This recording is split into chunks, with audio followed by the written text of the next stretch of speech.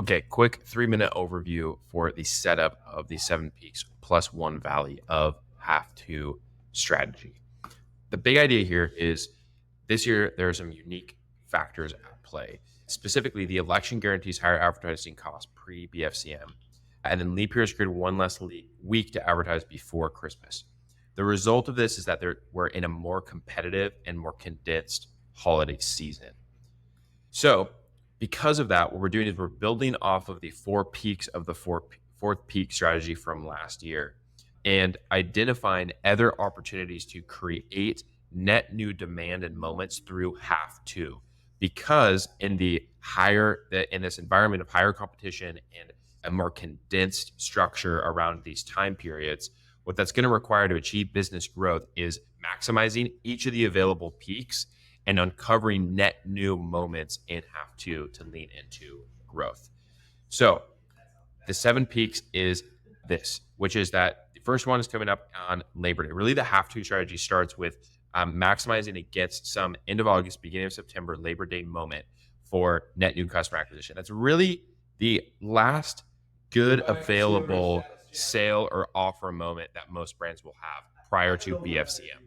So maximizing against a moment on Labor Day, October, that's when the higher election CPM advertising costs are going to be at their highest, and the demand tends to be lowest, as we all know, during October. So focusing on lead generation, non-paid acquisition, influencer brand partnership, way to bring in new customers or build up the email customer file during October, that's not primarily led by paid acquisition driving the way. Then we get to the third peak, which is your early bird November. Then Black Friday, Cyber Monday, 4th and 5th peaks. Then you have your holiday offer, last chance shipping, all the way up until Christmas, the 6th peak. And then the final 7th peak of a Q5 offer post-Christmas, heading into the new year and what that looks like. So some data points there, just looking across our bigger data set to frame this up. What we've been tracking over the past couple of years is that in the space in general for D2C e-com brands saw their returning revenue increase from their 2020 new customer growth in 2021 and 22, but then had flat new customer growth in those same years. So we see a squeezing of the sponge at a very macro level. So the focus over the past 18 months really has been building back up the new customer file. And so that's what you can see in the second chart here, is that brands that have been disciplined of not continue to squeeze the sponge, but engage in predictable, profitable new customer growth, on aggregate, we're seeing that new customer file being built up, which leads to healthier sale moments and a healthier have to overall. In combination with this, we're seeing that consumer confidence index is in a healthier spot than compared to last year. And so we're seeing there's likely stronger sentiment and consumer demand. And then a couple other macro data points around what to expect around the election is that during 2020, there was a 30% increase in Meta CPMs from October 1st to October 22nd versus the average of the previous year was just an 11% lift. And then after the election, CPMs tend to look to level back down. But October, the majority of it is there's just going to be increased advertising costs. And what we see in the D2C index is spending is just ramping up substantially, specifically digital allocation to digital spending from the election campaigns.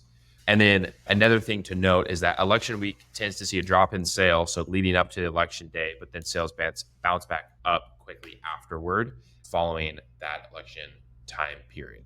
And then the final note is Cyber Monday is falling in December this year to make things even more complicated and nuanced. So that is why these 7 peaks are really important to engage in, is because the increased competition and how condensed the holiday season is.